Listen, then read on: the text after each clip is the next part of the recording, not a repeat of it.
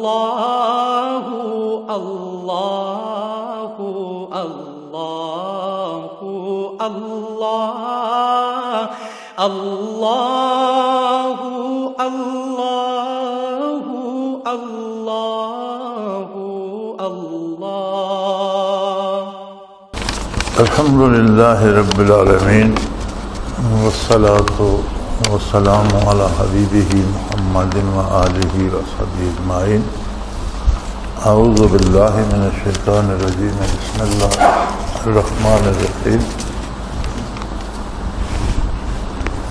اللہم صلی علی محمد وعلی آل محمد کما صلیت علی ابراہیم وعلی آل ابراہیم انک حمید مجید۔ اللہم بارک علی محمد وعلی آل محمد کما بارکت علی ابراہیم وعلی آل ابراہیم انک حمید مجید۔ سوال ہے کہ جذب، سکر اور وجد میں کیا فرق ہے؟ کل آپ نے لفظ جذب عدم کمال کے لیے استعمال فرمایا، جبکہ اس سے قبل آپ یہ لفظ جذب ترقی کے معنی میں استعمال فرماتے رہے۔ مثلا انوارات جذب کرنے سے روح میں قوت پیدا ہوتی ہے۔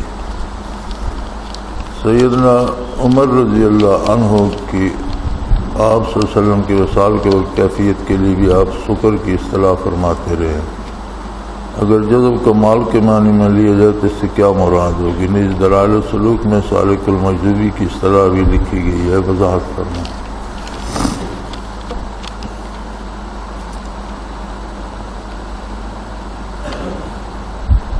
جذب اور سکر دو ایسی کیفیات ہیں کہ جن میں حواس باقی نہیں رہتے، اور جو لفظ جذب عدم کمال میں ہوتا ہے اس سے مراد وہ کیفیت ہوتی ہے جو انسانی حواس کو ہمیشہ کے لیے بیکار کر دیتی ہے، اور آدمی بظاہراً فزیکلی بھی مینٹلی پاگل ہو جاتا ہے۔ اسے اچھے برے کی تمیز نہیں رہتی، کھانے پینے کا ہوش نہیں رہتا، لباس بے لباس ہونے کا ہوش نہیں رہتا، اس کے حواس کام چھوڑ دیتے ہیں، تو اسے مجذوب کہا جاتا ہے۔ تو کل جو میں نے عرض کیا وہ یہ تھا کہ ہر پاگل مجذوب نہیں ہوتا، یعنی لوگ کسی اور وجہ سے بھی پاگل ہو جاتے ہیں، تو ہر پاگل کو مجذوب سمجھ لیا جاتا ہے یا ولی سمجھ لیا جاتا ہے۔ تو ہر پاگل مجذوب نہیں ہوتا، بلکہ مجذوب بھی صوفیاء میں وہ لوگ ہوتے ہیں جو یہ تربیت حاصل کر رہے ہوتے ہیں اور کیفیات کی وجہ سے ان کے حواس مختل ہو جاتے ہیں۔ بلکہ میں نے شاید یہ بھی عرض کیا تھا کہ دماغ کی محسوسات جو ہیں وہ متاثر ہوتی ہیں۔ ایک عجیب قدرت کا نظام ہے دماغ میں، جسے آج کی سائنس نے دریافت بھی کر لیا ہے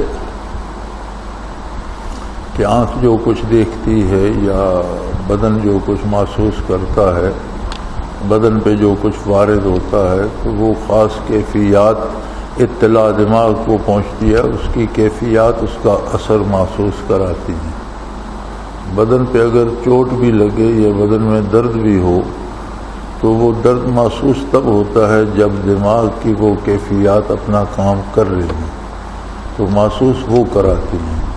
اس لیے عموماً جو درد کو روکنے کی دوائیں دی جاتی ہیں جنہیں پین کلر کہا جاتا ہے، تو پین کلر سے نہ زخم بھرتا ہے نہ درد ٹھیک ہوتا ہے، بلکہ درد محسوس ہونا بند ہو جاتا ہے۔ وہ جو حس جو درد کو محسوس کرتی ہے اسے کچھ دیر کے لیے وہ پین کلر ناکارہ کر دیتے ہیں، اور آدمی سمجھتا ہے درد ٹھیک ہو گیا، حالانکہ درد ٹھیک نہیں ہوتا۔ اگر زخم کی وجہ سے ہو رہا ہے تو زخم اپنی جگہ رہتا ہے، اس دوائی کا یا گولی کا گھنٹہ یا 2 گھنٹے اثر ہے، اس کے بعد پھر وہی گولی لینی پڑتی ہے۔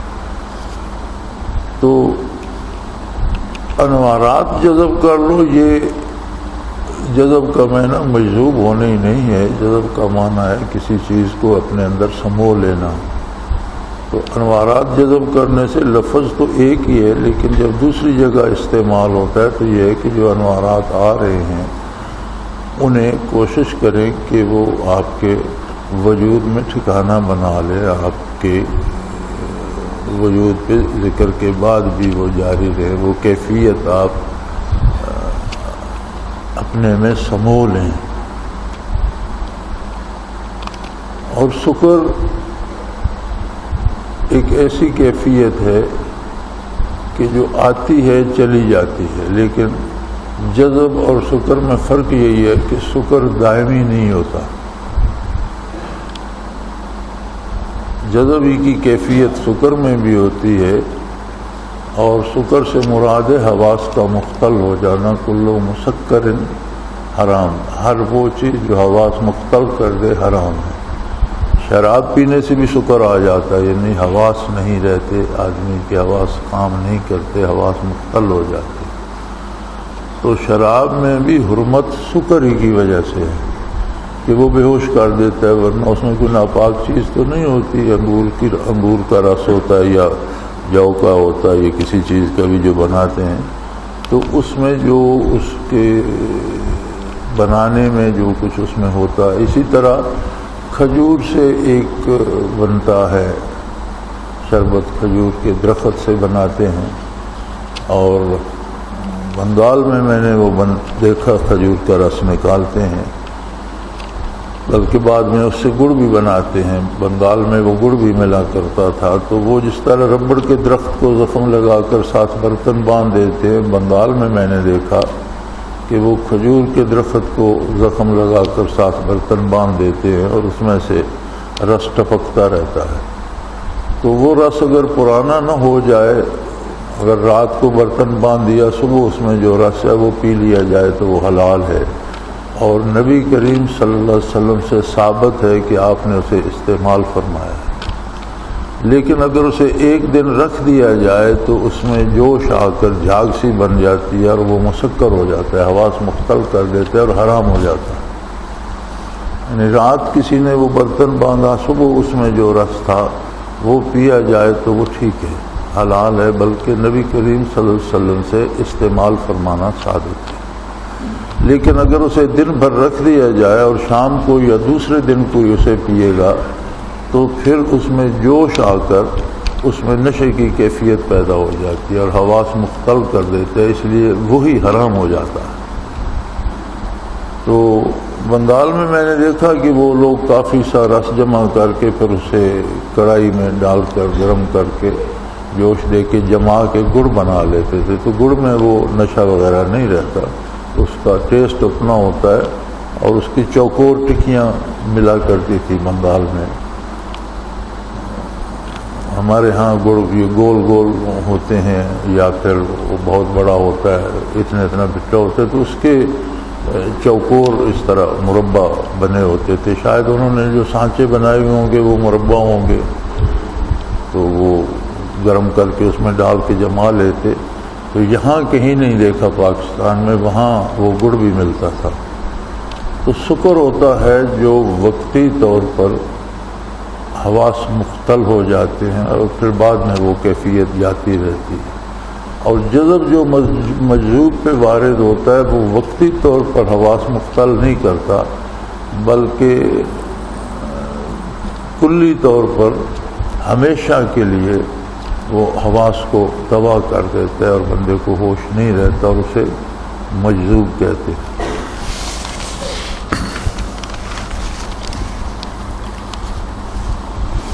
اور مجذوب ہونا عدم کمال ہے، کیونکہ انبیاء علیہ الصلاۃ والسلام مجذوب نہیں ہوتے، اور جو چیز نبی پہ وارد نہیں ہوتی وہ کمال نہیں ہوتا۔ کمال ہوتا تو نبی پہ وارد ہوتا۔ تو انبیاء کے حواس کبھی جواب نہیں دیتے۔ خدا نخواستہ اگر نبی پہ جذب یا شکر وارد ہو جائے تو اس مدہوشی میں جو کچھ وہ کہے گا ضروری نہیں کہ وہ صحیح ہو، اور نبی کا ارشاد پوری امت پہ اس کا اتباع ضروری ہو جاتا ہے، تو اس طرح خدا نخواستہ پوری امت گمراہ ہو جائے گی۔ لہذا انبیاء اس سے محفوظ ہوتے ہیں۔ تو جذب ترقی کے معنی میں نہیں، جذب جب انوارات جذب کرنے کے معنی میں استعمال ہوتا ہے تو اس سے مراد یہ ہوتی ہے کہ ان انوارات کو اپنے وجود میں یا اپنے لطائف میں سمونے کی کوشش کریں۔ سیدنا عمر رضی اللہ تعالی عنہ کو وصال نبی علیہ صاحب صلاۃ والسلام کے وقت جو وارد ہوا سکر، تو یہ سکر جذب ہی کا ایک کیفیت ہے کہ یہ وقتی طور پر ہوتی ہے، اور جذب و سکر ایک ہی معنی میں استعمال ہوتے ہیں۔ فرق یہ ہے کہ مجذوب ہمیشہ کے لیے پاگل ہو جاتا ہے، اور سکر ایک کیفیت ہوتی ہے، آتی ہے چلی جاتی ہے۔ دلائل السلوک میں سالک المجذوب کی جو اصطلاح لکھی گئی ہے، تو سالک المجذوب اور شے ہے، مجذوب سالک اور شے۔ سالک المجذوبی تو ایک مقام ہے، ایک دائرہ ہے، ایک کیفیت ہے، اور مجذوب سالک پاگل ہو جاتا ہے، بیکار ہو جاتا ہے۔ سالک المجذوبی بنیادی طور پر تو ایک مقام کا نام ہے جو اثناء راہ میں سالک کو آتا ہے سلوک کے سفر میں، اور مجذوب سالک اسی پاگل کو کہتے ہیں کہ جو سلوک حاصل کر رہا تھا لیکن اس کا وجود یا اس کا ذہن یا اس کا بدن اس کو برداشت نہ کر سکا اور وہ پاگل ہو گیا۔ تو پاگل ہو جانے کے بعد مجذوب سالک مرفوع القلم ہوتا ہے، اور اس کے لیے شرعاً یہ ہے کہ ہم اس کو اس کے حال پہ چھوڑ دیں، نہ اسے اچھا کہیں نہ اسے برا کہیں، اس کا معاملہ اللہ کے سپرد کر دیں۔ تو میں نے اس لیے عرض کیا تھا کہ لوگوں میں یہ ایک رجحان پایا جاتا ہے کہ وہ مجاذیب کے پیچھے بڑا بھاگتے ہیں، تو ان میں بیشتر تو مجذوب ہوتے نہیں، بیشتر تو ویسے کسی جسمانی علت کی وجہ سے پاگل ہو جاتے ہیں۔ تو ہر پاگل کو مجذوب سمجھ لینا درست نہیں ہے، اور کوئی شخص اگر سلوک حاصل کر رہا ہے اور اس اثناء میں وہ پاگل ہو جاتا ہے تو اسے مجذوب سالک کہتے ہیں، کہ راہ سلوک پہ چلتے چلتے مجذوب ہو گیا، پاگل ہو گیا۔ تو اس کے پیچھے بھی بھاگنے کا کوئی فائدہ نہیں ہے کہ جسے اپنا ہوش نہیں ہے وہ دوسرے کا فائدہ کیسے کر سکتا ہے، اسے دوسرے کے نفع نقصان کی تمیز ہی نہیں ہے۔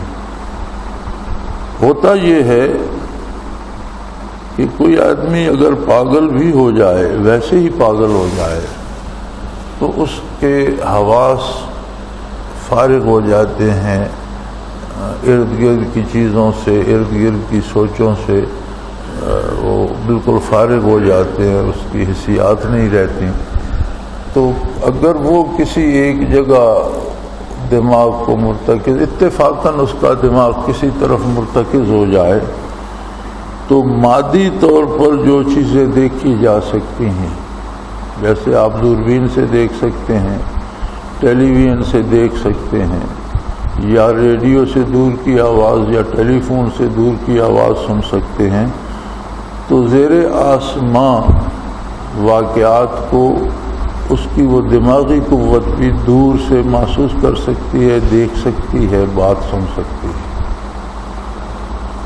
تو بعض اوقات وہ عجیب عجیب باتیں کہہ دیتے ہیں، کر جاتے ہیں، جس کا انہیں خود بھی ہوش نہیں ہوتا، بس دماغ کسی طرف چلا گیا تو دیکھا فلاں جگہ سانپ ہے، فلاں جگہ بندہ مارا گیا، فلاں جگہ ڈاکہ ہو گیا، فلاں جگہ کو آ رہا۔ اس طرح بعض اوقات ان کے منہ سے ایسی باتیں نکلتی رہتی ہیں کہ وہ یہاں بیٹھا ہے، واقعہ ایک کراچی میں ہوا یا کسی دوسرے ملک میں ہوا، ہندوستان میں ہوا، امریکہ میں ہوا، اور اس نے کہہ دیا کہ وہاں یہ ہو گیا۔ تو یہ کوئی عجیب بات نہیں ہے۔ تو لوگ اس طرح کی بات سن کر اس کے عقیدت مند ہو جاتے ہیں کہ جی دیکھیں وہ وہاں بیٹھا تھا تو وہاں کی خبر. تو یہ پاگل اس طرح کی بات کر سکتا ہے، چونکہ جب دماغ ایک جگہ مرتکز ہو جاتا ہے تو وہ چیزیں جو من جانب اللہ برکات نبوت سے منکشف ہوتی ہیں وہ نہیں ہوتی. لیکن جو چیزیں مادی جو ہیں چیزیں یا مادی اور جو بن گئے ہیں اوزار یا مشینیں، ان کی وجہ سے دیکھی یا جانی جا سکتی ہیں، وہ ایک پاگل بھی جان سکتا ہے. اور یہی کیفیت جو ہندو یوگا میں یا تنہائی میں یا علیحدہ بیٹھ کر بھوکے رہ کر اور تنہائیوں میں چلے کاٹ کر جو حاصل کرتے تھے، وہ یہی کیفیت ہے جو پاگل کو بھی حاصل ہو جاتی ہے. اور ہندو بڑی لمبی لمبی چلا کشیاں کرتے تھے اور عموماً پانی کے کنارے پہ بنا لیتے جھونپڑے اور ان میں بیٹھے رہتے بڑے بڑے عرصے تک اور تنہائی میں. اور اس میں تو وہ کوشش ان کی یہی ہوتی تھی کہ ہر طرح سے توجہ کٹ کر ذہن کو کسی ایک نقطے پہ مرتکز کرنے کی قوت حاصل کی جائے اور اس سے دور نزدیک کی باتوں کا، مادی چیزوں کا پتہ چل جاتا تھا. تو اسی طرح مادی چیزیں، کوئی کل کا ہونے والا واقعہ سمجھ میں آ سکتا ہے، کوئی گزشتہ کوئی آئندہ چیزیں سمجھ میں آ سکتی ہیں. اور یہی کمال ہندو یوگیوں کے پاس بھی ہوتا تھا.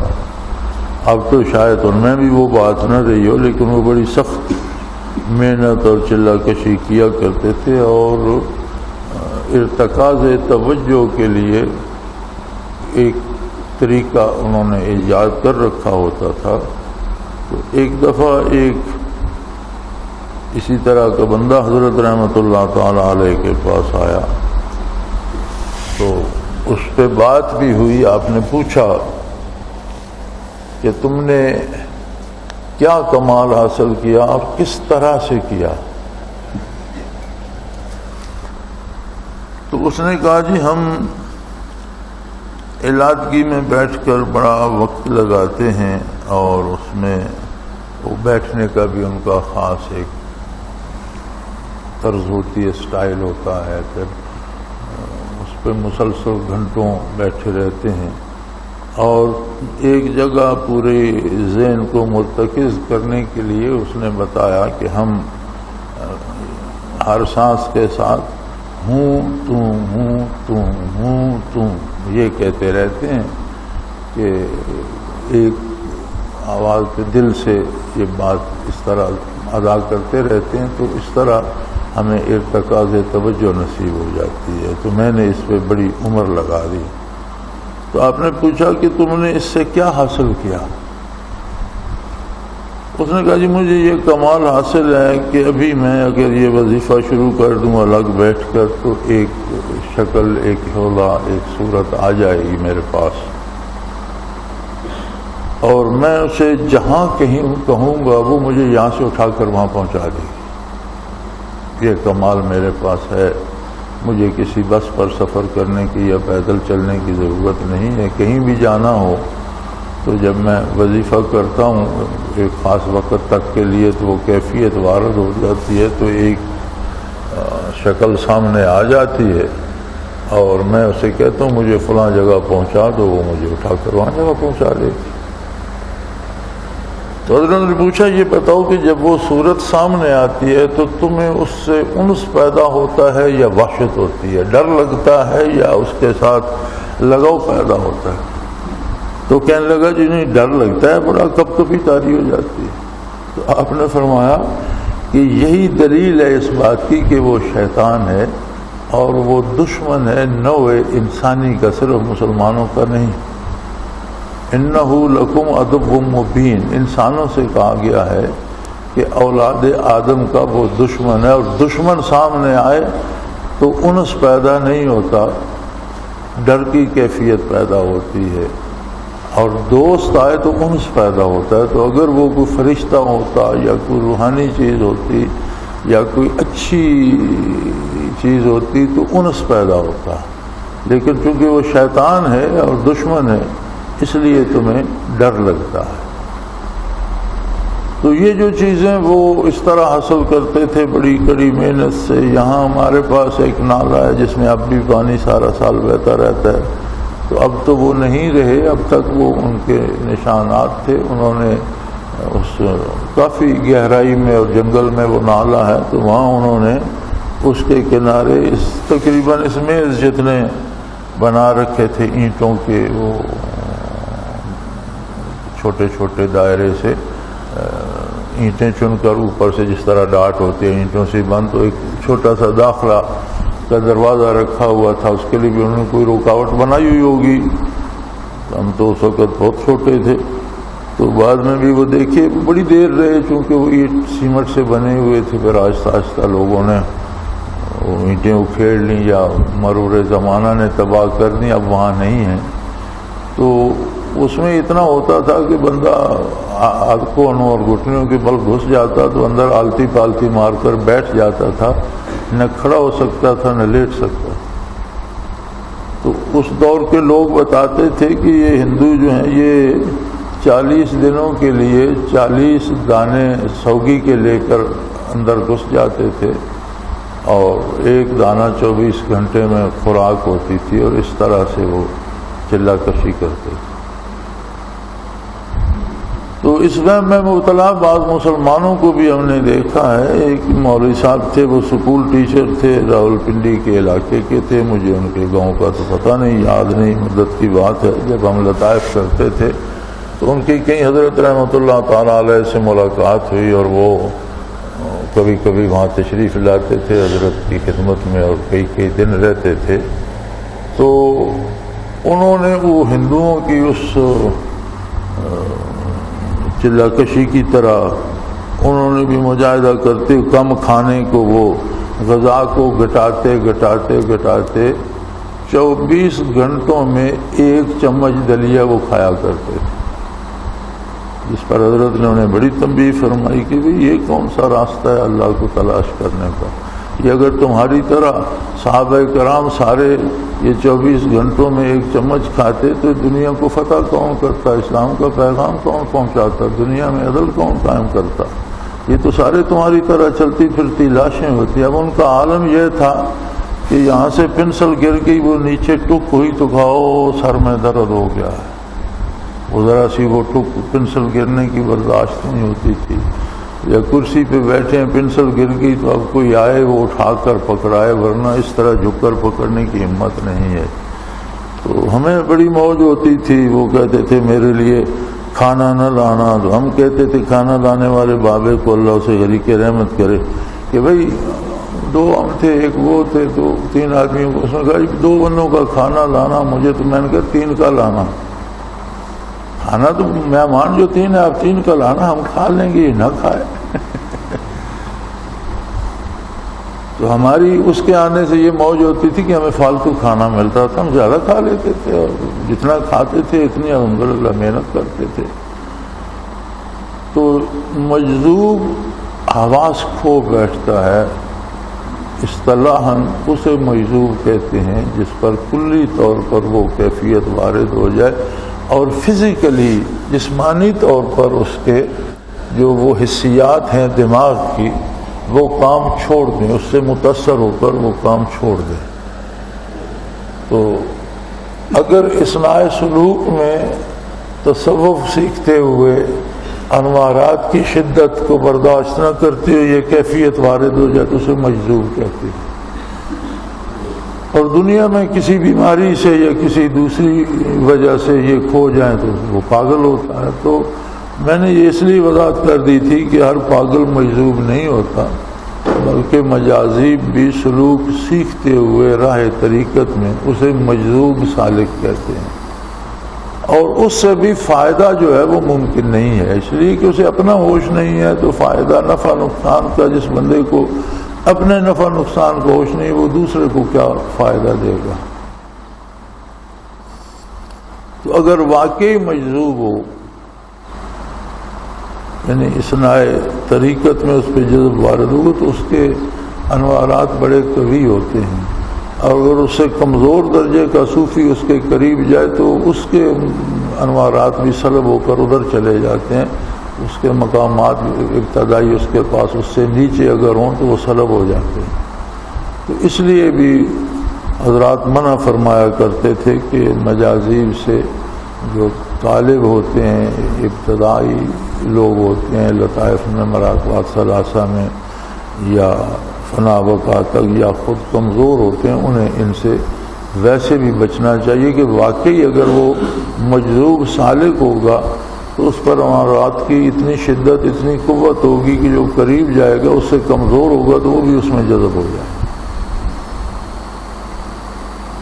اور یہ ہوتا ہے. اب اگر ہمارے پاس بھی یہاں کوئی آ جائے اور وہ کسی اور طریقے سے وہ اللہ اللہ کرتا ہو، یا اس کے مراقبات ثلاثہ ہوں، یا بعض کیفیات قلب پہ وارد ہوتی ہوں، تو ذکر میں بیٹھنے سے پہلے وہ بتا دے تو یہ احتیاط کی جا سکتی ہے کہ جو کچھ اس کے پاس پہلے ہے اس پر مزید تعمیر کی جائے. یہ تو ممکن ہے. لیکن اگر وہ بتائے بغیر بیٹھ جائے گا تو جب اٹھے گا تو وہ جو پہلی کیفیت تھی وہ صاف ہو چکی ہوگی. کیونکہ جب وہ زیادہ قوی انوارات آتے ہیں تو جو کمزور ہیں وہ بھی ان کے ساتھ رہ جاتے ہیں. تو ایک دفعہ میرے ساتھ بھی یہ ہوا تھا. ڈلوال میں ایک شخص آ گیا تو وظیفے کرتا رہتا تھا، مراقبے کرتا رہتا تھا، کسی نے بتایا ہوں گے. تو وہ امتحان لینے کے لیے چونکہ اسے کچھ مشاہدات ہوتے تھے تو وہ بیچارہ کہ میں ان کے ساتھ بیٹھ کر دیکھتا ہوں کہ کچھ بات ہے ان میں کہ نہیں ہے. تو جب ذکر سے فارغ ہوئے تو وہ خالی تھا. تو اس نے بڑا شور مچا دیا کہ جی آپ نے میرے ساتھ زیادتی کی، میرے ساتھ ظلم کیا. کیا ہوا تمہیں؟ وہ جی مجھے جو کچھ میرے پاس تھا وہ چلا گیا. میں نے کہا کیا تھا تمہارے پاس؟ مجھے مشاہدہ ہوتا تھا، میں اس کمرے میں بیٹھ کر دوسرے کمرے کی چیزیں دیکھ لیتا. میں کہا یہ کیا کمال ہے کہ دوسرے کمرے کی چیزیں نظر آ جاتی تھیں. تو تم وظیفے کرتے رہتے تھے، کچھ روشنی تھی قلب میں، تم مجھے بتا دیتے. آپ نے بتایا نہیں تو مجھے تو پتہ ہی نہیں. وہ تو من جانب اللہ انوارات چونکہ مضبوط تھے تو وہ اب آپ ایک لوٹے سے ایک نالی بہاتے ہیں، وہاں سے نہر یا دریا گزر جاتا ہے تو آپ کہتے ہیں میری نالی مٹ گئی. بھی نالی نے تو مٹنا ہے جب دریا گزرے گا. نہیں، یہ کوئی اس کے لیے ضروری نہیں ہے کہ میں ارادہ کروں. جب انوارات آئے تو آپ نے وہ شدبت جو بنا رکھی تھی اس میں چلی، مجھے بتا دیتے. مجھے پتہ ہوتا تو میں کوشش کرتا کہ جو کچھ آپ کے پاس تعمیر ہو چکا ہے اس پر مزید تعمیر کی جائے. تو آپ آ کر بیٹھ کے تو ہم نے تو ویسے ہی توجہ دی جیسے ہر ایک کو دیتے ہیں. تو ظاہر ہے اپنے لوٹے سے پانی ڈیل رکھا تھا، اس پر سے دریا گزر گیا تھا. وہ لوٹے کا پانی تو نہیں ملے گا کہاں گرا تھا. تو ان چیزوں کی کوئی حیثیت نہیں ہوتی جب تک پیچھے باقاعدہ خطات نبوت نہ ہوں، باقاعدہ سلسلہ نہ ہو مشائخ کا، باقاعدہ صاحب مجاز نہ ہو. تو وقتی طور پر ایسی چیزیں، ایسے کمال حاصل کرنے کے دور نزدیک سے چیز نظر آ جائے یا کسی چیز کا کشف مشاہدہ ہو جائے. لیکن یہ یاد رکھیں یہ مشاہدات محدود ہوتے ہیں عالم محسوس تک. کوئی بھی میرا مجاہدہ کر کے برزخ میں نہیں جھانک سکتا، بالائے آسمان نہیں جا سکتا، آخرت کے حالات نہیں دیکھ سکتا ملائکہ سے، یا وہ نہیں اسے کیفیت نصیب ہو سکتی. اس کے لیے برکات نبوت ضروری ہے. اور چونکہ لوگوں کو تو بس یہی حیرت ہوتی ہے کہ کوئی ان سے جمع تفریق کر کے بھی یک مار دے تو وہ کہتے ہیں اس نے بات سمجھ لی.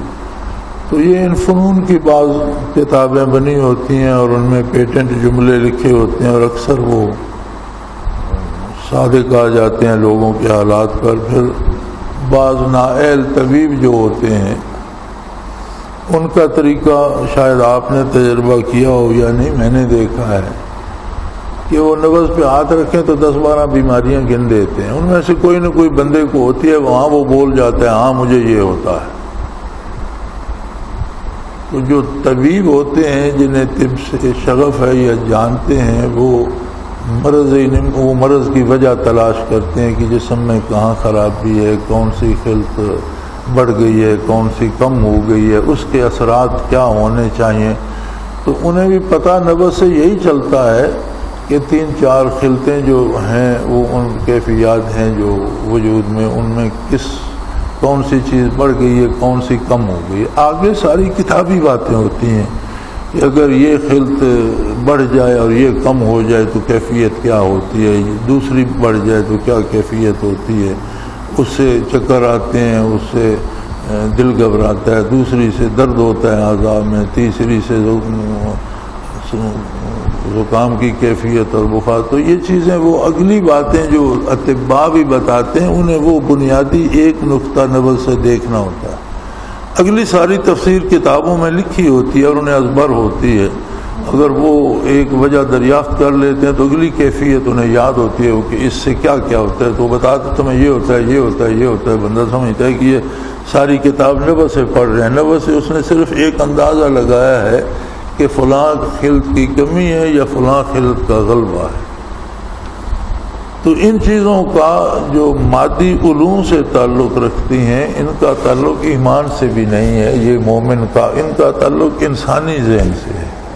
مومن بھی حاصل کر سکتا ہے، کافر بھی حاصل کر سکتا ہے۔ جو کمالات روحانی ہوتے ہیں ان کا تعلق ایمان سے ہے، اور یہ الفاظ کے جو ہے مشابہت اس پہ نہ جائیں، جملوں پہ غور فرمائیے تو آپ کو سمجھ آ جائے گی کہ مجذوب پہ جو جذب ہوتا ہے وہ اور ہے، اور یہ کہنا کہ اس چیز کو جیسے کوئی دھوپ میں بیٹھا ہے تو وہ بدن میں دھوپ جذب کر رہا ہے اور سردی کم ہو رہی ہے، جسم گرم ہو رہا ہے، یا اس پہ کوئی روشنی کسی چیز پہ پڑ رہی ہے، جب تک اس میں جذب نہ ہو وہ اور بات ہے۔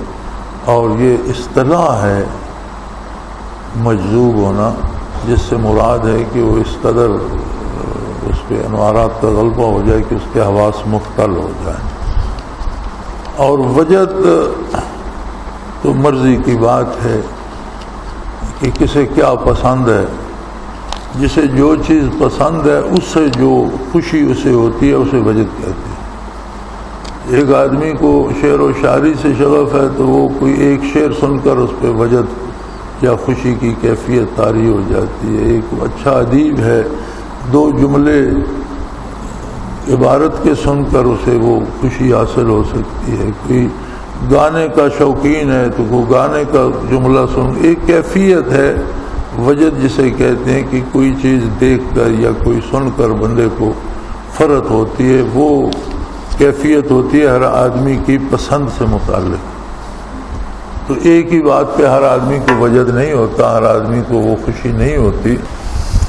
جسے آپ انگریزی میں تھرل کہتے ہیں اسے آپ وجد کہہ سکتے ہیں،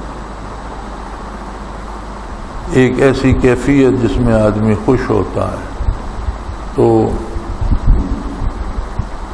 اب ہر شعبے میں نقل آ گئی ہے نا، تو لوگ کوئی نعت سن کر اچھلنا کودنا شروع کر دیتے ہیں، جی وجد آ گیا۔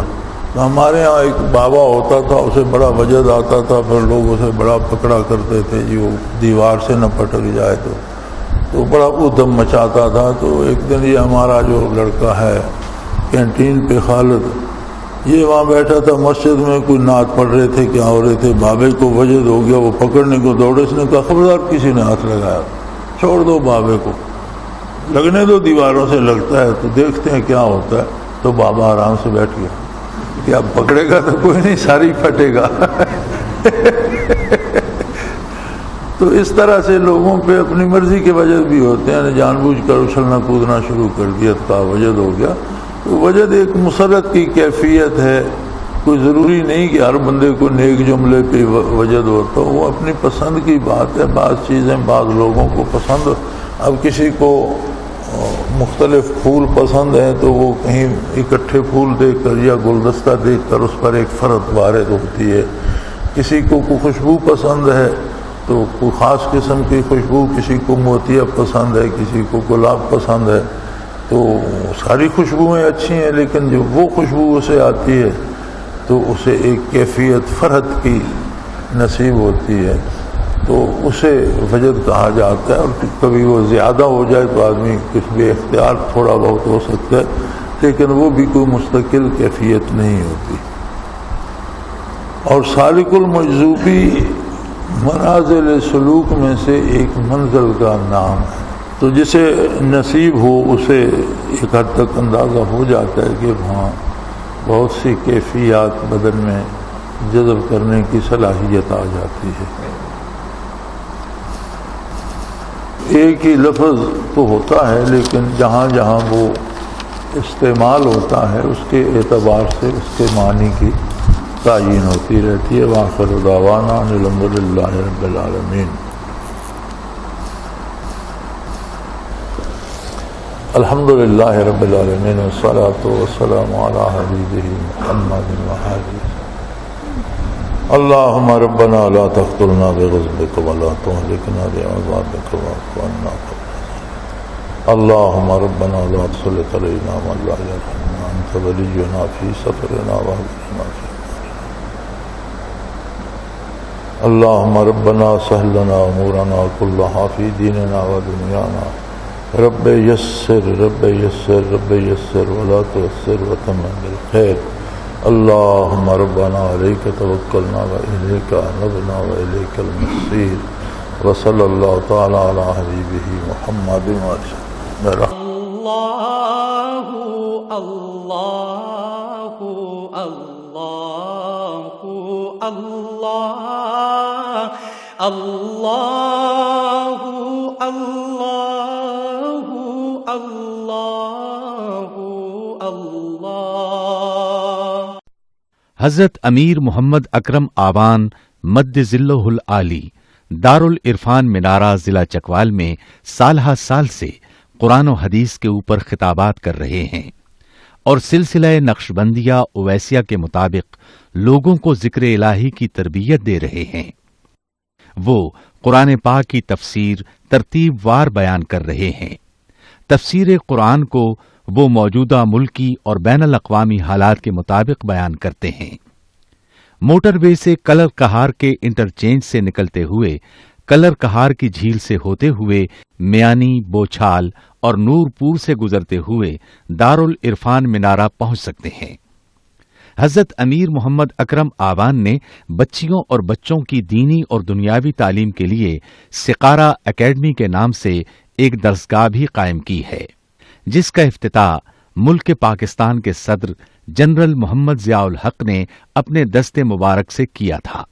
وہ تمام احباب جو اسلام کی طلب رکھتے ہیں ان سے گزارش ہے کہ دارالعرفان منارہ ضلع چکوال میں امیر محمد اکرم آوان صاحب کے خطابات سے مستفید ہوں۔